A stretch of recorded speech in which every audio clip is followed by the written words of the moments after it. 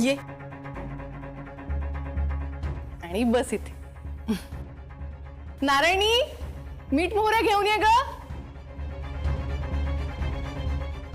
मावशी, तुला माहितीये मला हे सगळं आवडत नाही. मला हा बालिशपणा वाटतो. मान्य आहे मला, पण माझा विश्वास आहे म्हणून तरी काढून घे की दृष्ट. ठीक आहे मावशी, मी तुझं मन मोडणार नाही. काकू, ये. गोपाळनी खरंच खूप मोठं काम केलंय. सगळेजण त्याचं कौतुक करतात. काकू, माझ्या भावाची अशी दृष्ट काढ की परत कधीच कुणाची दृष्ट लागायला नको.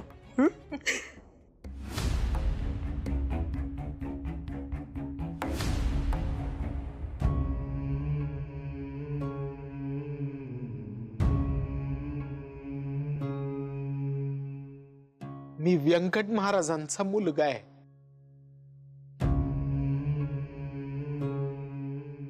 आधू असं खरंच म्हणाला का रे गोपाळ?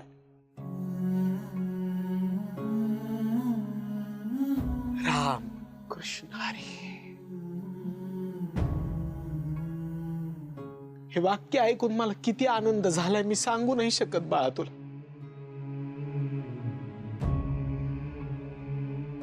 गोपाळनी आमच्यातलं नातं परत तोडूनच टाकलं होतं रे आधू.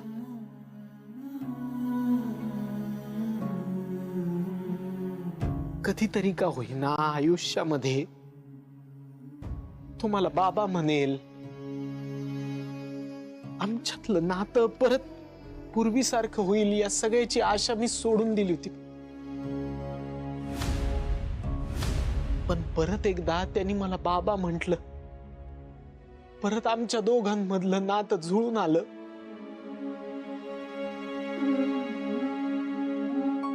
सगळी त्या विठुरायाची कृपा झाली बघ.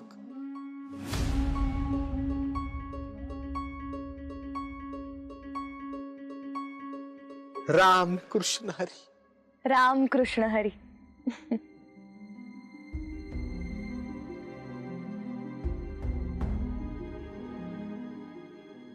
तुला सांगतो इंदू, हे सगळं घडून आलं ना ते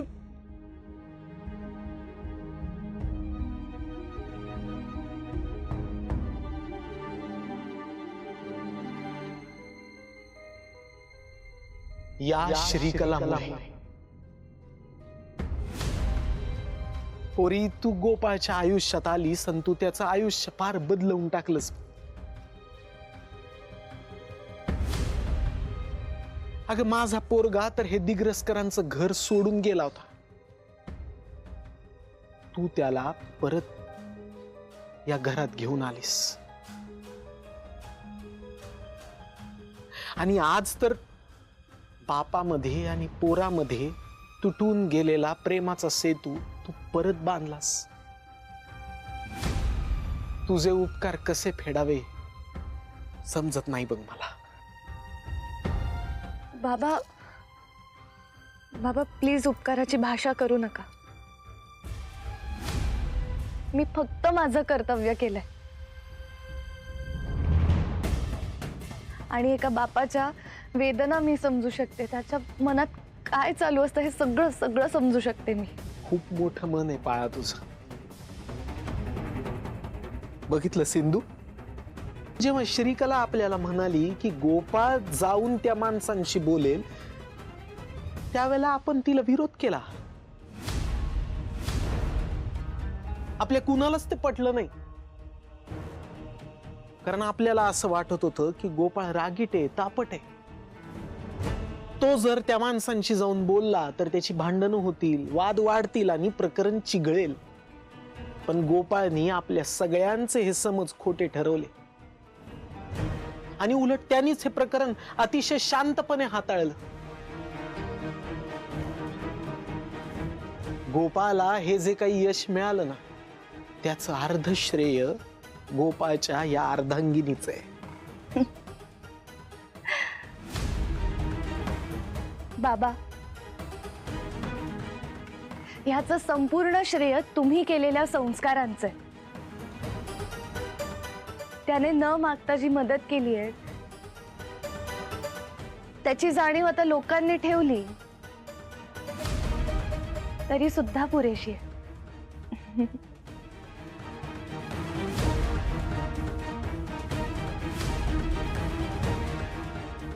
श्रीकला, ह्यात तुझा काही ना काही वाईट हेतू असणार आहे, नक्की असणार आहे.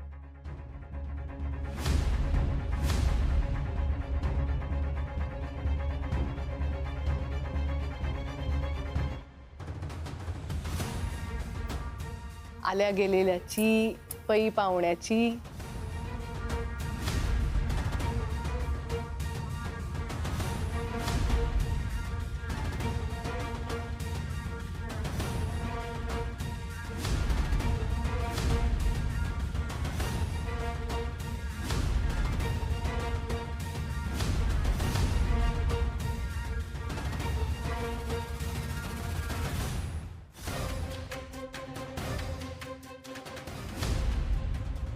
गोपाळ,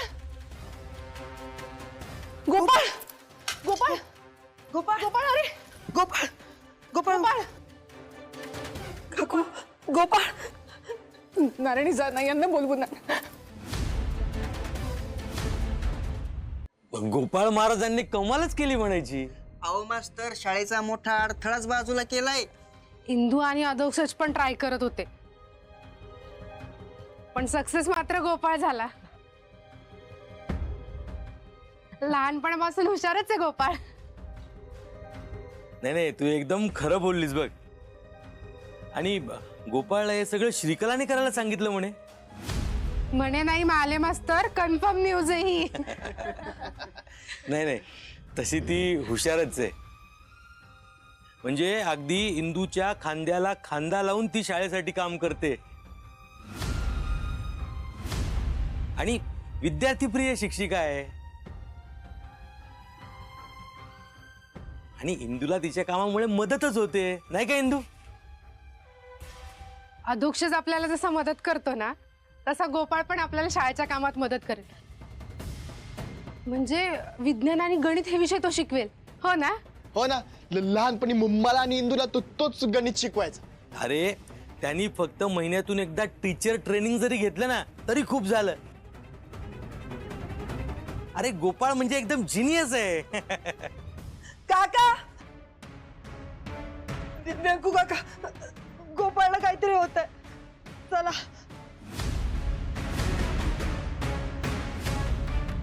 काय झालं गोपाळ दादाला? नाही माहिती, तुम्ही पहिले आत चला.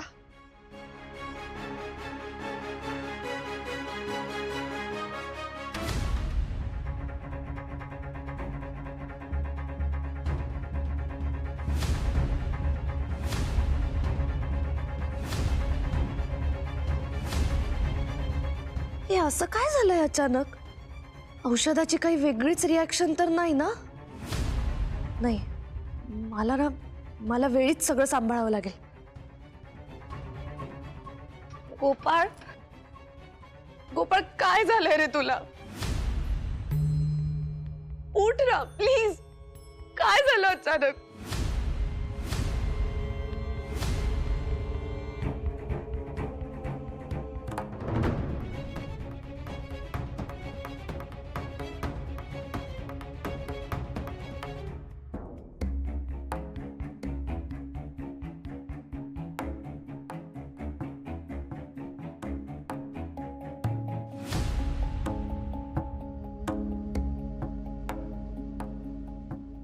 तुम्ही सगळे असे?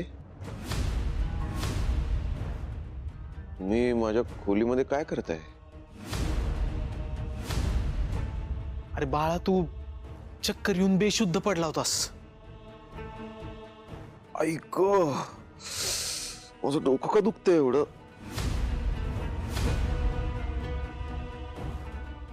आणि सांगा ना, तुम्ही सगळे इकडे कसे? अरे, तुझी दृष्ट काढत होते मी, आणि तेवढे तुला. दृष्ट का? हे गोपाळ, ते शाळेच्या जमिनीवर अतिक्रमण केलं होतं ना काही लोकांनी.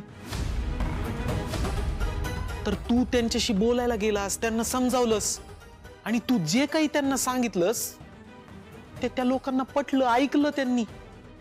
आणि त्या सगळ्या लोकांनी ती अनधिकृत वस्ती शाळेच्या जमिनीवरून हटवली. ती माणसं निघून गेली.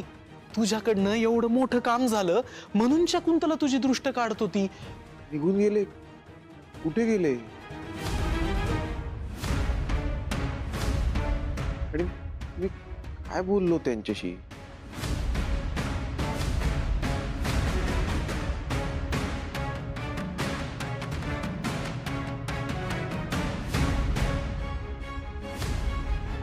गोपाळच्या काहीच लक्षात येत नाहीये. तो सगळं विसरलाय. पण हे जर कोणाच्या लक्षात आलं ना तर खूप प्रॉब्लेम होईल. नाही, मलाच काहीतरी करावं लागेल. इतकी शार्प मेमरी आहे गोपाळची, पण याला काहीच कसं आठवत नाहीये. नेमकं प्रकरण काय आहे? मी काय म्हणते, तो आत्ताच शुद्धीवर आलाय, तर आपण त्याला इतके प्रश्न नको विचारूयात. बरोबर बोलतेय ना मी आई बाबा?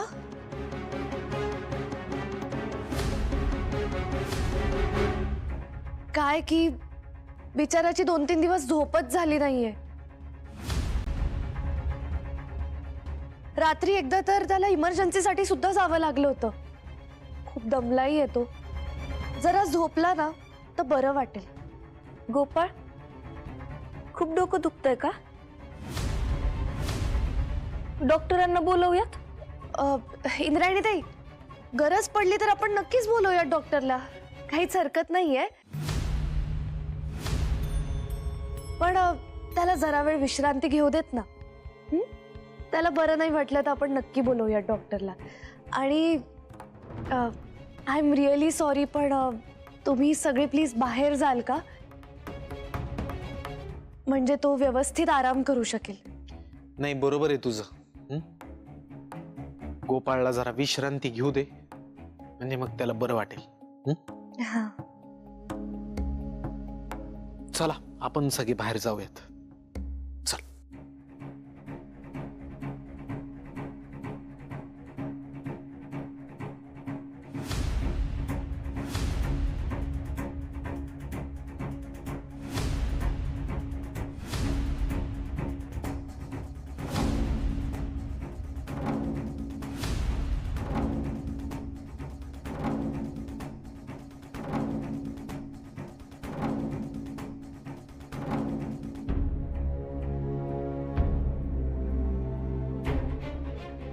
आई ग, श्रीकला खूप डोकं दुखतंय ग, सहन होत नाहीये.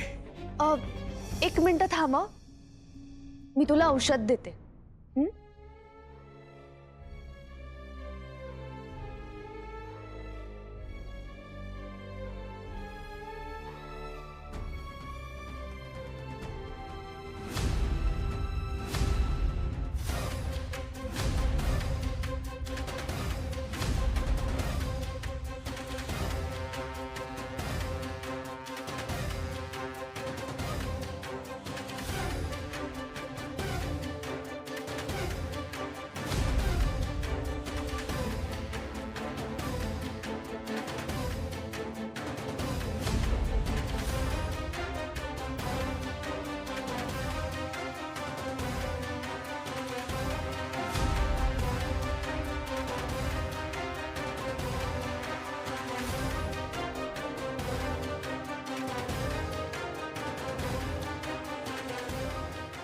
हे घे.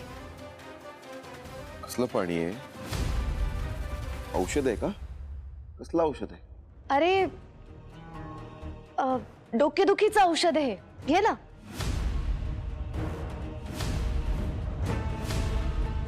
तुझा विश्वास नाहीये का माझ्यावर?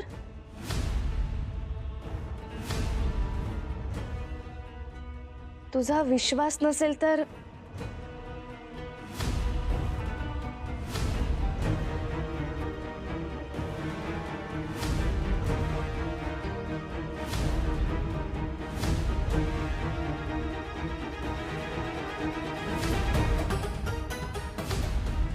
आता शांत झोप.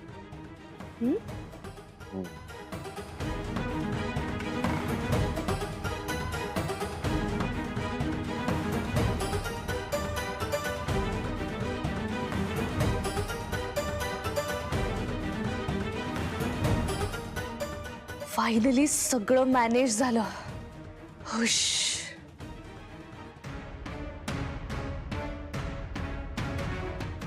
ए श्रीकले,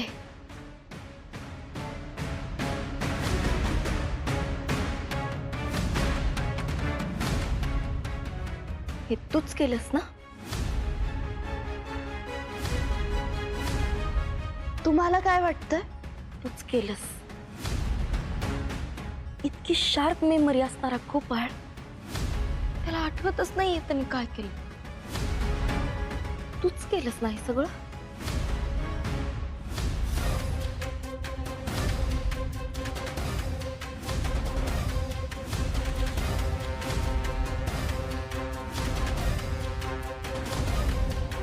हुशार आहात. हं? पण ही हुशारी जास्त दाखवली ना तर it will be injurious for Gopal health.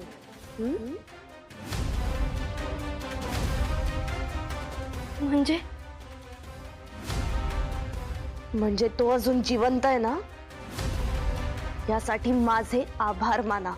Shrikala,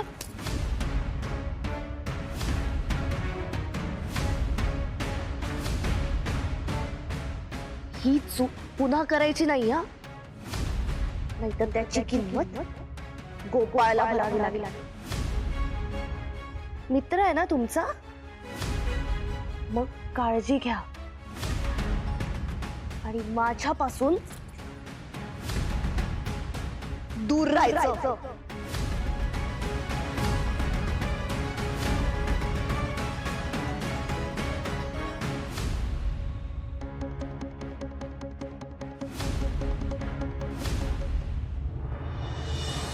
पण हे अचानक काय झालं गोपाळला? काय म्हणजे? तू दिलेल्या अर्काचा प्रभाव कमी झाला. अगं कसं शक्य आहे रत्ना? तू सांगितल्यापेक्षा मी 4 थेंब जास्त दिले होते. अर्काचा परिणाम करणाऱ्या शक्ती देखील असतात आजूबाजूला श्री. म्हणजे नेमकं काय म्हणायचंय तुला? म्हणजे त्याच्या आईने त्याची दृष्ट काढली म्हणून. ती काय त्याची खरी आई नाही हा? पण तिची गोपाळवरची माया 100% खरी आहे श्रीकला. तिच्या चांगल्या भावनेनं अर्काचा वाईट प्रभाव कमी झाला. एक लक्षात घे श्री, चांगल्याची ताकद वाढली की वाईट मान टाकणारच. नाही, मी हे कधीच होऊ देणार नाही. होऊच देऊ नकोस. पण जे घडलं त्यानंतर इंद्रायणी सावध झाली असेलच. त्याची तू काळजी करू नकोस. दिग्रसकर मला रंगे हात कधीच पकडू शकणार नाहीत.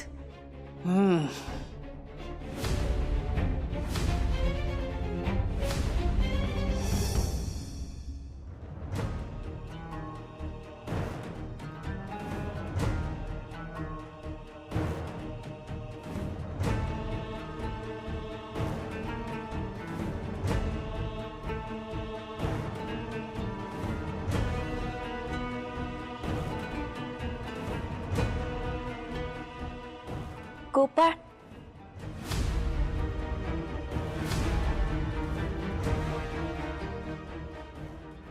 गोपाळ,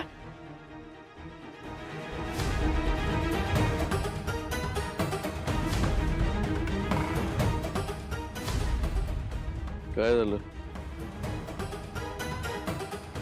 श्रीकला कुठे आहे? ती नाहीये इथे. काय ग इंद्रायणी, त्या शाळेच्या जागेवर झोपड्या होत्या, त्या झोपड्या त्यांनी हटवल्या का?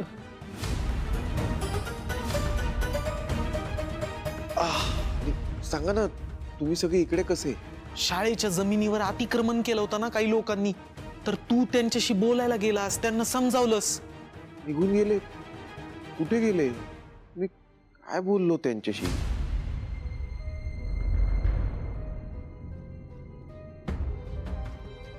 तू अशी काय बघतेस माझ्याकडे? काय विचारतोय मी तुला? गोपाळ, आम्ही सगळे इथे होतो तेव्हा तू असं का वागत होतास? काय झालं होतं तुला? आई ग, आई. माझं डोकं का जड झालंय तेच कळत नाहीये. गोपाळ, अरे मी काय विचारते, असं का वागत होतास?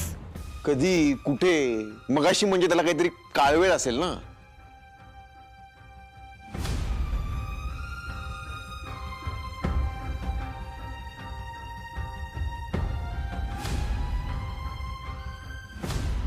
माफी करा सरपंच साहेब, आम्ही आज रात्रीपर्यंत ही जागा रिकामी करून देऊ. चला रे. तुला काहीच कसं आठवत नाहीये? इंद्रायणी तू किती प्रश्न विचारतेस अगं मला. तुला एवढी साधी गोष्ट कळत नाही का? ज्या माणसाची तब्येत बरी नाहीये त्याला एवढे प्रश्न विचारायचे नसतात. शाळेत शिकवतेस ना ग. तू जा इकडनं, जा जा ना ग बाई, जा ना प्लीज.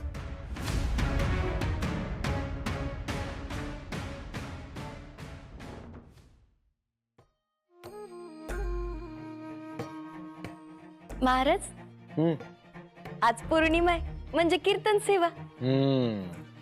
मी तुमची वीणा लावून घेते. हा इंद्रायणी ताई, तुम्ही अजिबात काही त्रास घेऊ नका. बाबांच्या वीणेच्या तारा मी ऑलरेडी जुळवून ठेवल्यात.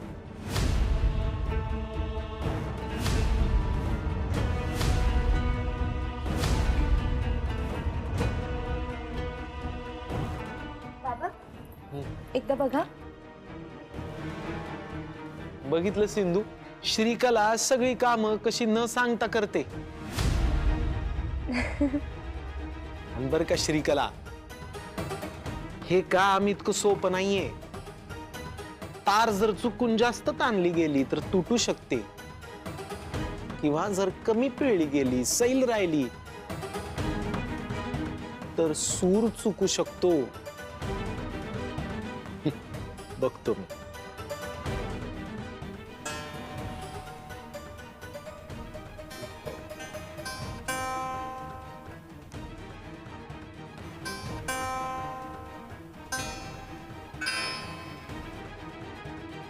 वा, उत्तम जुळवलीस की. थँक्यू.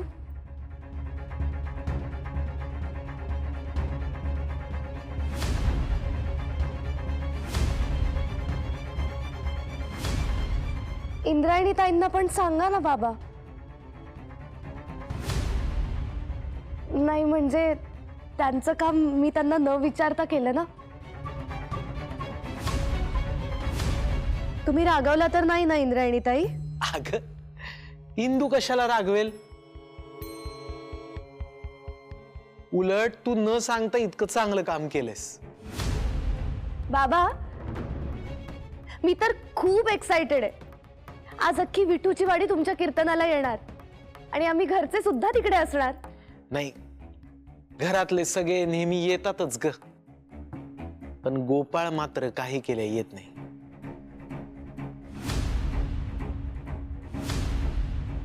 आपल्या घरामध्ये एवढी वर्ष विठुरायाची भक्ती, कीर्तन परंपरा, विठुरायाची सेवा सुरू आहे, पण चुकून सुद्धा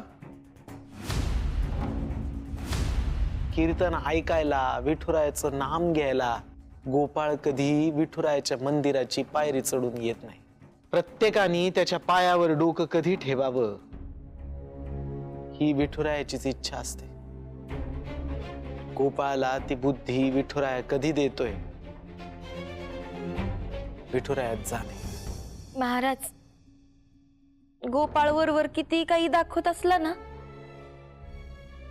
तरी त्याचं आपल्या सगळ्यांवर खूप प्रेम आहे. आणि आपलं विठुरायावर, म्हणजे गोपाळचं सुद्धा विठुरायावर प्रेम आहे. माणूस हा एक अतिशय अजब प्राणी आहे बघेंदू. स्वतःचं अपयश झाकण्यासाठी तो बरोबर चांगले चांगले शब्द शोधून काढतो. राम कृष्ण हरी.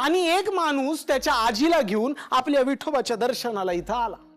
त्याच्या आजीनं विठोबाचं दर्शन घेतलं आणि ती स्वतःच्या नातवाला म्हणाली, अरे तू पण दर्शन घे. पण तो माणूस नास्तिक होता, म्हणजे त्याचा देवावर विश्वास नव्हता. तो म्हणाला, मी नाही नमस्कार करणार विठुरायाला.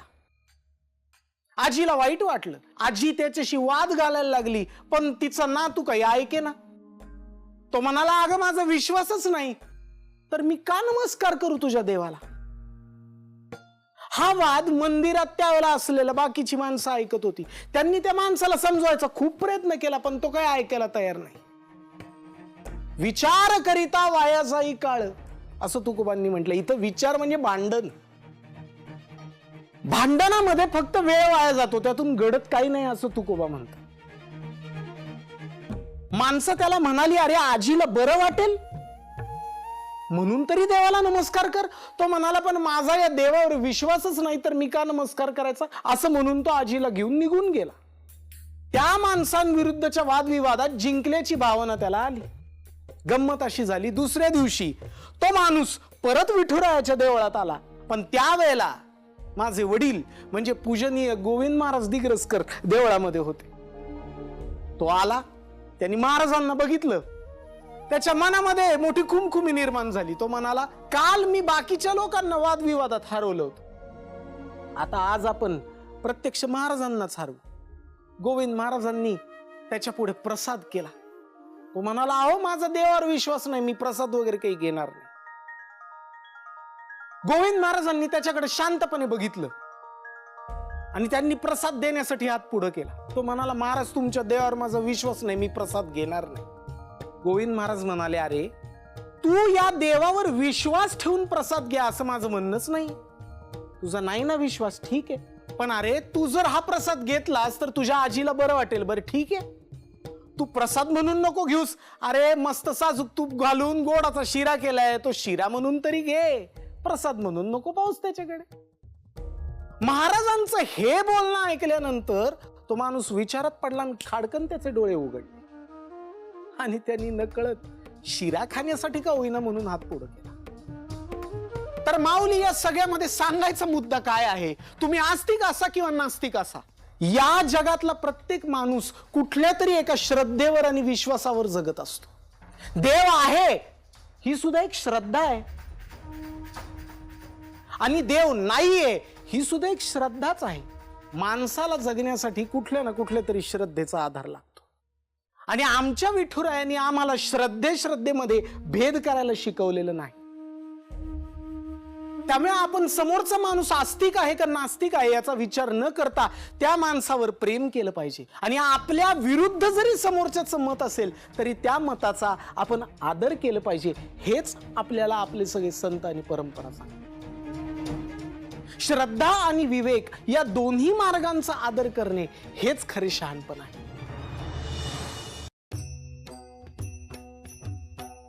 बहुतांचा आम्ही न मिळो मतासी, बहुतांचा आम्ही न मिळो मतासी, कोणी कैसी कैसी भावनेच्या, कोणी कैसी कैसी भावनेच्या, भावनेच्या. बहुतांच्या आम्ही न मिळो मतासी, बहुतांच्या आम्ही न मिळो मतासी, कोणी कैसी कैसी भावनेच्या, कोणी कैसी कैसी भावनेच्या.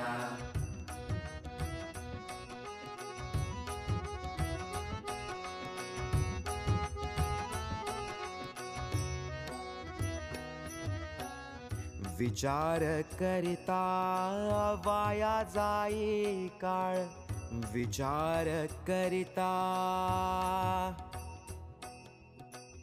विचार करिता वाया जाई काळ. लटिके ते मूळ फजितीचे, लटिके ते मूळ फजितीचे, फजितीचे,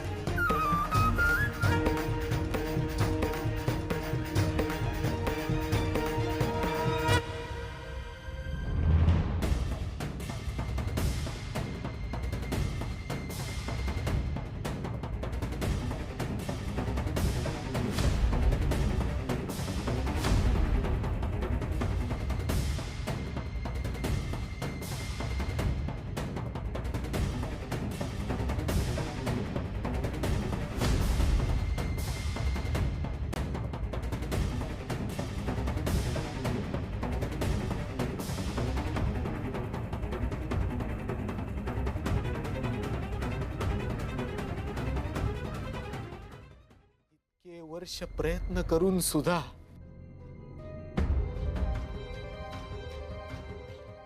जे मला कधीच साध्य झालं नाही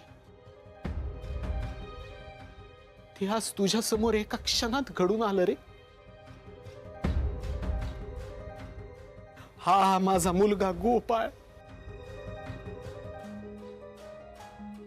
जो कधी तुझ्या देवळाची एक पायरी सुद्धा चढला नाही, त्यांनी आज तुझ्या पायावर येऊन अक्षरशः डोकं ठेवलं. आजपर्यंत एकाही कीर्तनाला माझा मुलगा कधी आला नाही. तो आज गळ्यात टाळ बांधून तुझ्या नामाचा गजर करतोय. विठुराया, श्रद्धेला जर विवेकाची अशी जोड तुझ्या कृपेने मिळाली तर हे सगळं जगच विष्णुमय होऊन जाईल रे. आता मात्र मला शब्द सुचत नाहीये. पण तू माझ्यावर कृपा केलीस. जेव्हा आस्तिक आणि नास्तिक एकमेकांचा हात हातात धरून चालतात तेव्हा प्रत्येक दिवस हा चमत्काराचाच असतो विठुराय.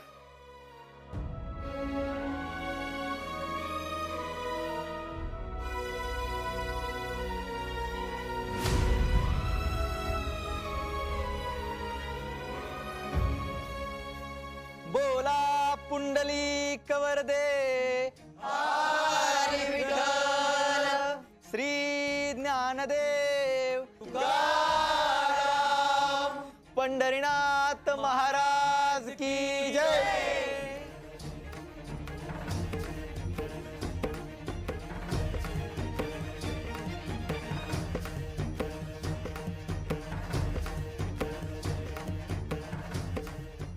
व्यंकू महाराज, हे तुमच्या इतक्या वर्षांच्या कीर्तन सेवेला आलेलं फळ आहे. नाही ते आहेच,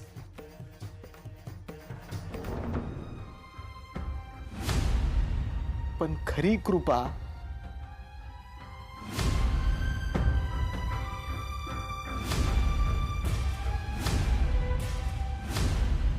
ही या माऊलीची कृपा आहे.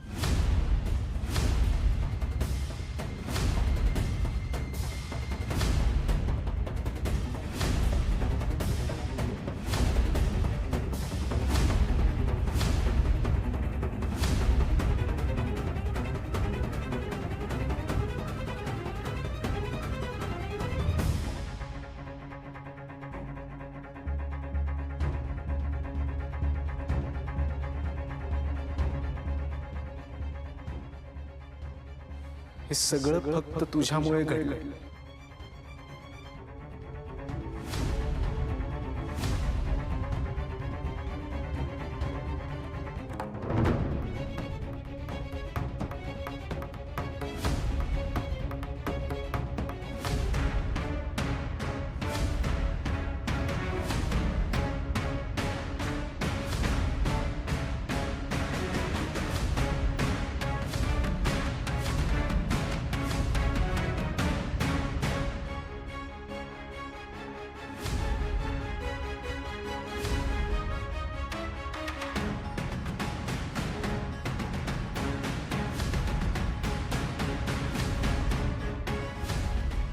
बाबा,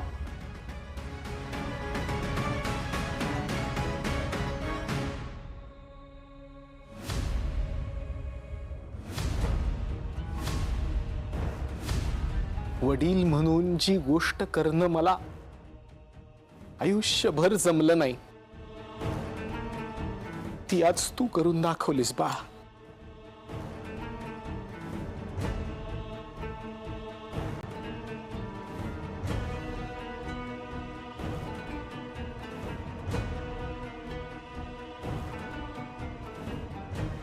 व्यंकू महाराजांची सून खरंच खूप गुणी आहे आणि महाराजांचं मनही किती मोठं आहे. त्यांनी सर्वांसमोर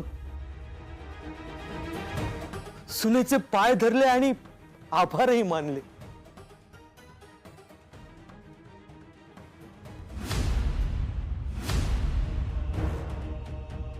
एकदा ऐक ना माझं प्लीज. या बाबतीत मी माझ्या वडिलांचे कधी ऐकलं नाही. म्हणजे तू ऐकणारच नाहीयेस का? अजिबात नाही. आणि तू जर आग्रह केलास ना श्रीकला तर okay okay, I am sorry. Sorry. Please शांत हो. ये इकडे बस बरं. ये.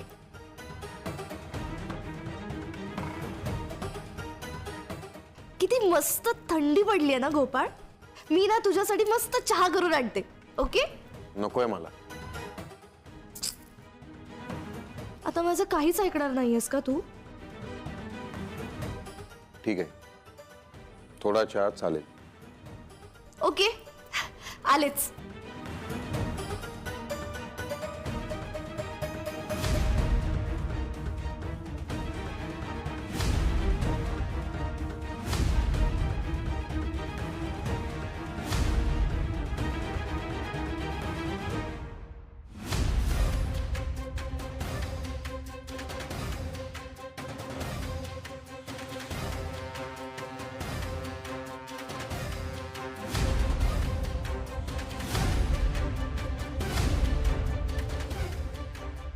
माझ्यासोबत मंदिरात कीर्तनाला यायचं. विठ्ठलाच्या पायावर डोकं ठेवायचं. व्यंकट महाराजांना नमस्कार करायचा आणि डोळ्यात अश्रू आणायचे आणि टाळ घेऊन विठू माऊलीचा गजर करायचा. करणार ना? आणि जर नाही केलंस तर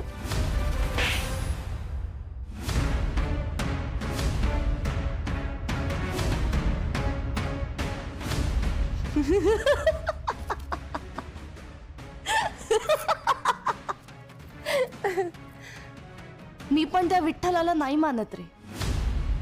पण तुझ्या बापाला भुरळ पाडायची असेल ना तर तुझ्यासारख्या वरवंट्याला त्या विठ्ठलाच्या पायावर डोकं ठेवायला लावावंच लागेल. लावणार ना?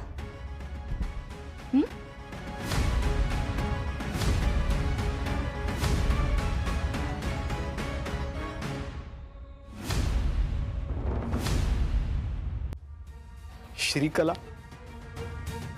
बाळा मी तुझा कसा उतराई हो.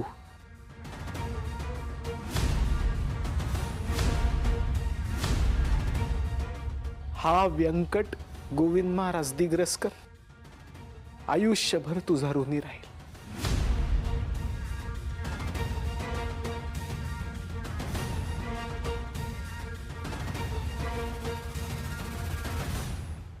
ही सगळी विठुरायाची कृपा आहे.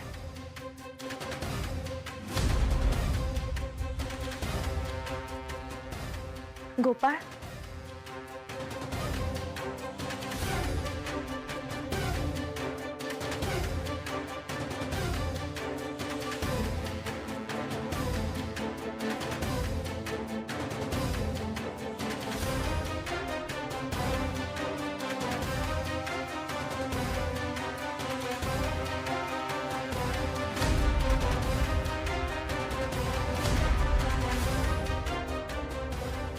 व्यंकट महाराजांना झुकायला लावलाय. शेवटी जिंकले मीच.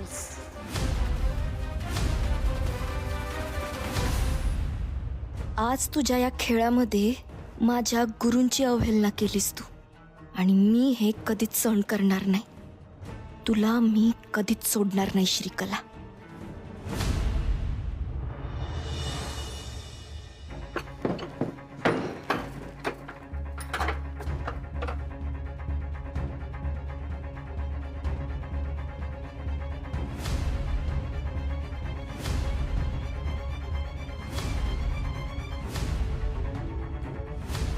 बाय बाय बाय बाय श्रीकले, काय एक एक कला आहेत तुझ्यात.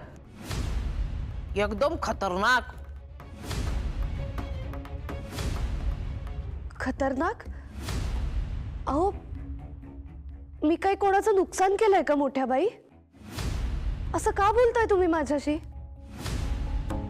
अच्छा, म्हणजे मी इतकी प्रेमळ आहे, घरासाठी इतकं काय काय करते, हुशार आहे म्हणून म्हणालात का असं? म्याऊ म्याऊ. खरं सांग, कुठली मुळी उगाळून तू गोपाळच्या माथ्यावरती थापलीस सांग.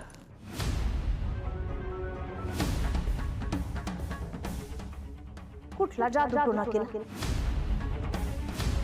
असं का बोलताय मोठ्या बाई? शी, अहो असले अभद्र प्रकार मी का करेन? माणसं प्रेमाने बदलतात यावर विश्वास नाहीये का तुमचा? की माणसं बदलायला तुम्ही तसले प्रकार करायचा? नाही, मी सहजच बोलले. प्लीज मनाला लावून घेऊ नका हा. नाही, तसं नाही. आई बापानं ना गोपाळला मायाच नाही लावली, पण हा पठ्ठ्या टसकमच नाही. अगं वरून देव जरी खाली आला ना तरी त्यो देवाला मानणारा नाही. आता मला सांग, असा गोपाळ विठुरायाच्या पायावर डोकं कसं ठेवी? मला माहितीये हा काय तू केलेल्या प्रेमाचा परिणाम नाही. नक्की काहीतरी जादूटोना केलाय. अगदी बरोबर बोलताय मोठ्या बाई.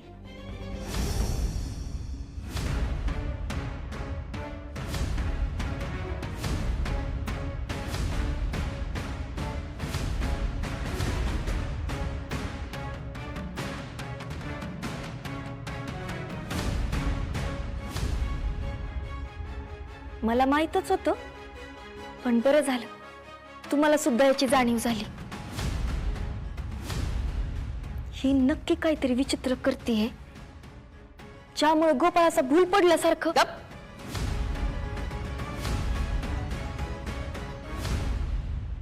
तूच संथा दिली असणार. तू पण केलेत ना हे असले प्रकार? अहो मोठ्या बाई, असं काय बोलताय तुम्ही? खरं तेच बोलतेय. माझ्या अधोक्षजला भूल पाडलीस तू. आधी आई आई करणारं माझं पोरग तुझ्या मागे हिंडायला लागलं. आईपासनं तोडलंस त्याला हे असले प्रकार करून. तू कशाला या बिचारीला बोलतेस? ही आणि बिचारी. इंद्रायणी ताई, अहो तुम्ही माझा आदर्श आहात. आता अधोक्षज दादांना मुठीत ठेवण्यासाठी तुम्ही जे केलं असेल तेच मी पण केलं असेल ना.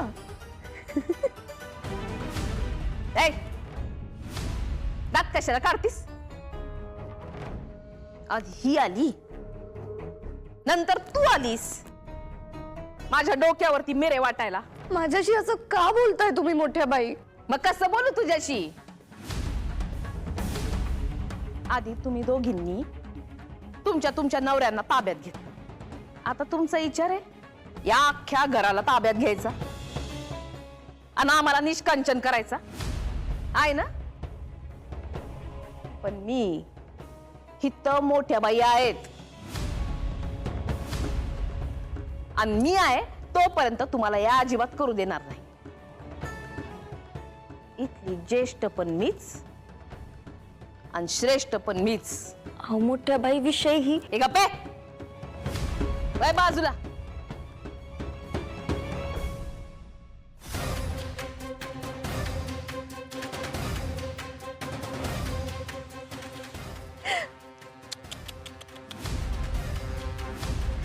मी माझ्या सासूला आई म्हणते आणि तुम्ही मोठ्या बाई. माझी सासू ना मला बाळा म्हणते, प्रेमाने वागते, माया लावते. आणि तुमची सासू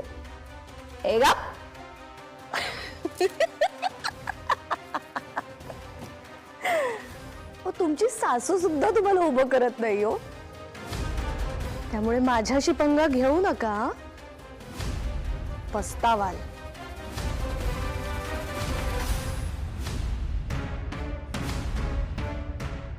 इतका गर्व चांगला नाही हा श्रीकला. मुलांना शिकवतेस ना? गर्वाचं घर एकटं पाडलंय मी तुम्हाला आता या घरात. अगं माझी माणसं आहेत ती.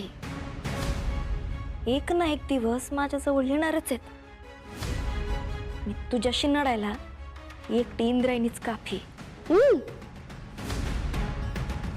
पाहिलं ना तुमच्या गुरुला, तुमच्या व्यंकट महाराजाला मी माझ्या पायाशी आणलं आज. आता ही गोष्ट आयुष्यभर कधीच विसरायची नाही.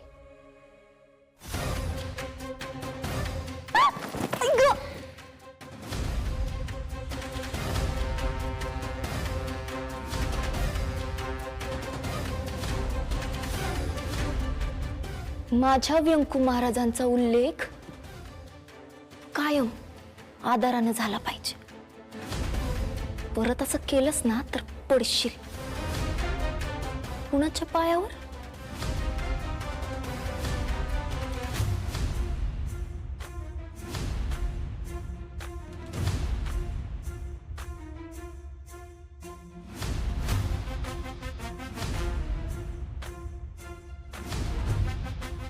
आलं लक्षात?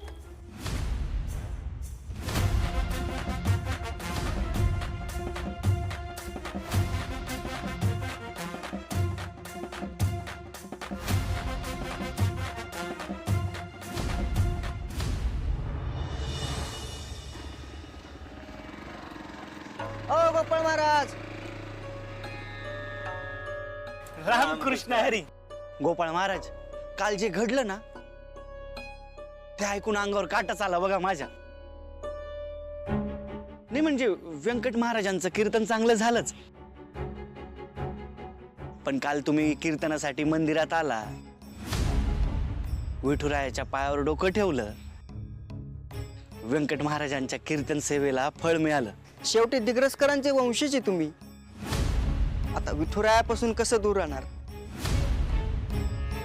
गोपाळ महाराज, काल तुम्ही आले, फार बरं वाटलं बघा आम्हा सगळ्यांना. हो कानोबा, यालाच तर दुग्ध शर्करा योग म्हणतात ना.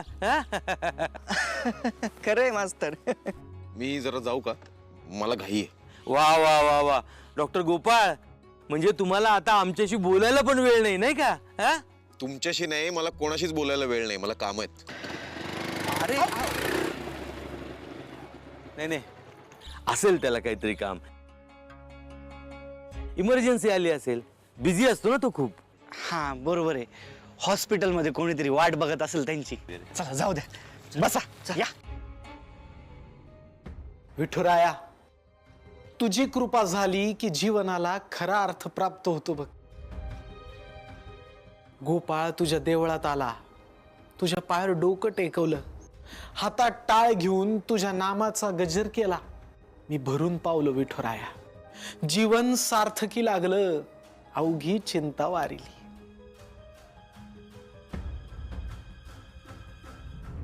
माझ्या पामरावर तू किती कृपा केलीस रे विठुराया. गोपाळला भक्ती मार्गाला लावलंस,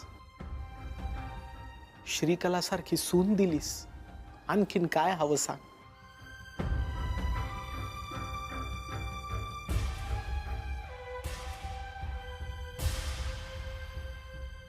महाराज, विठुरायाचे आभार त्याच्या पायावर फुलं न वाहताच मानणार आहात का?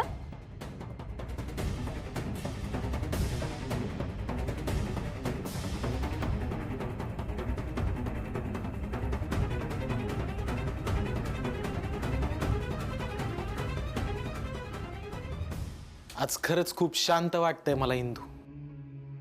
गोपाळची भरकटणारी नाव अखेर सुरक्षित किनाऱ्याला लागली. हे मान्यच करावं लागेल की श्रीकला त्याच्या आयुष्यात आली आणि गोपाळमध्ये खूप चांगले बदल झाले. दिग्रसकरांचं नशीब खरंच खूप थोर आहे की श्रीकलासारखी पोरगी सून म्हणून मिळाली. बघ ना, त्या पोरीनं किती केलं ग आपल्यासाठी. आपल्या गोपाळचा ऍक्सिडेंट झाला तेव्हा तिनं किती सेवा केली त्याची. आपल्या अधोक्षजवर होणारा हल्ला श्रीकलामुळे टळला. आणि आता तर काय, श्रीकलामुळेच आपला गोपाळ विठुरायाच्या चरणांशी आला. खरंच त्या पोरीचं जेवढं कौतुक करावं ना तेवढं कमी आहे बघ.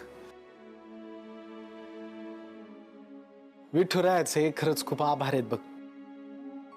कारण दिग्रसकरांच्या दोन्ही सुना लाखात एक मिळाल्यात.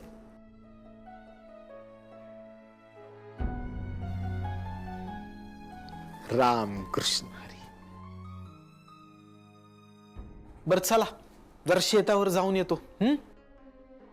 येऊ का?